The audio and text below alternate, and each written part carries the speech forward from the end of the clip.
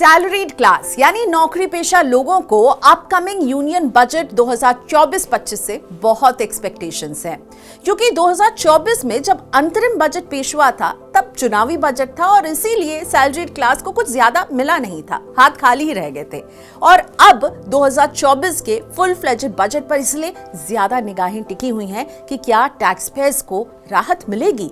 तो बजट में income tax को लेकर सैलरीड क्लास क्या चाहता है, क्या है उनकी उम्मीदें, यही हम आपके लिए लेकर आए हैं। डिलॉयट इंडिया में पार्टनर दिव्य बवेजा के हवाले से मिंट में छपी एक रिपोर्ट के मुताबिक बजट 2023 में न्यू टैक्स रिजीम में हमने कई तरह के बदलाव देखे। इसने टैक्स पेयर्स को टैक्स रिजीम स्विच करने के लिए मोटिवेट किया।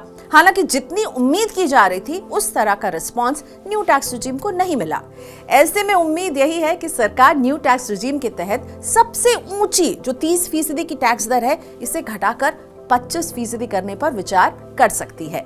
न्यू टैक्स रिजीम में 15 लाख रुपए से ऊपर की इनकम स्लैब पर 30% का टैक्स है। इसके अलावा स्टैंडर्ड डिडक्शन की 50,000 रुपए की मौजूदा लिमिट को भी बढ़ाए जाने पर बात चल रही है।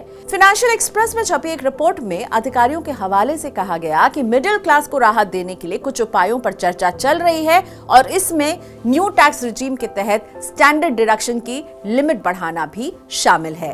तो स्टैंडर्ड डिडक्शन की लिमिट कितनी बढ़ सकती है? अभी तक जो संकेत मिल रहे हैं उसके मुताबिक 25 से 50,000 रुपए तक इसे बढ़ाया जा सकता है। यानी न्यू टैक्स रिजीम में 50,000 की जगह 1 लाख रुपए तक का स्टैंडर्ड डिडक्शन दिया जा सकता है।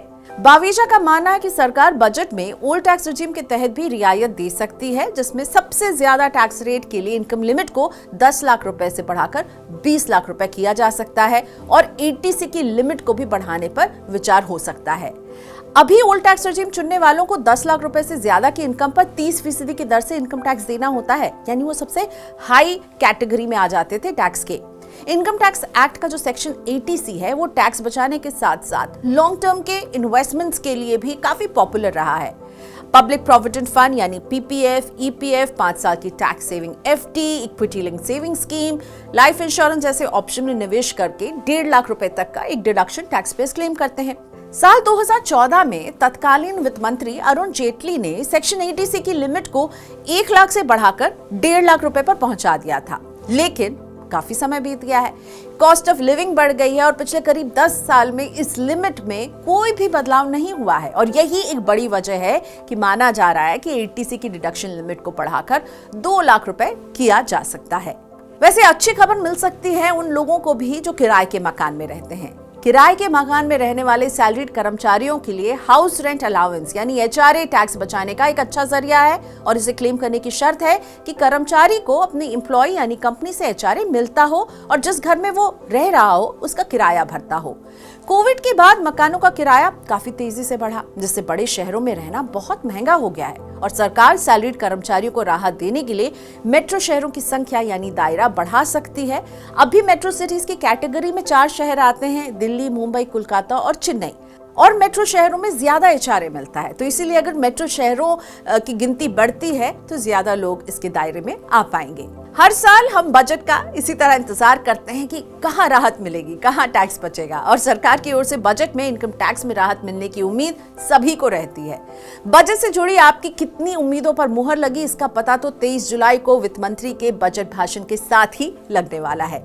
लेकिन एक बात और, असेसमेंट ईयर 2024-25 के लिए इनकम टैक्स रिटर्न फाइलिंग चल रही है, तो बजट के चक्कर में इसे नहीं भूलिएगा। इसकी डेडलाइन है 31 जुलाई। 31 जुलाई से पहले अपना रिटर्न फाइल कर लीजिए और आप ई फाइलिंग पोर्टल पर लॉगिन करके रिटर्न खुद भी भर सकते हैं। अगर आपकी केवल सैलरी इनकम है तो ITR 1 है आपके लिए सही फॉर्म। प्रीफिल डेटा में दी गई डिटेल्स को फॉर्म 16, फॉर्म 26A और AIS से मैच करके ही रिटर्न फाइल कीजिएगा। और बजट का इंतजार जारी है और बजट से जुड़े हर न्यूज अपडेट के लिए Money9 से जुड़े रहिए, देखते रहिए।